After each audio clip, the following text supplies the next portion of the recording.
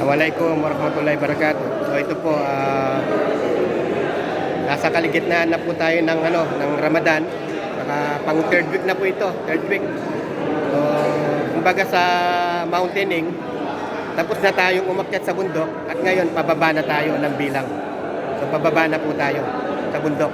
Pababa na tayo ng bilang at ilang araw na lang po, magpapaalam na po ang bisita natin, ang Ramadan. Ito po yung mga brother dito na mga nagpa-fasting po dito sa Almana. Ayan po sila.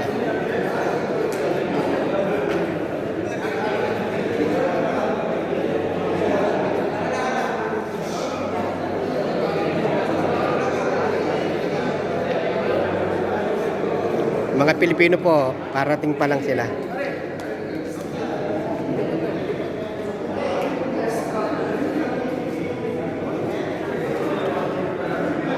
Ito na po yung mga kapatid natin, mga Pilipino. Mga Pilipino to. Ayan. Ayan na po sila. Tapos na po sila sa pag-aaral.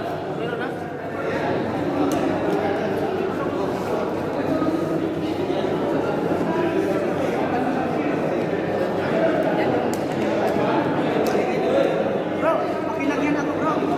Pakilagyan ako kasi ilagay ko.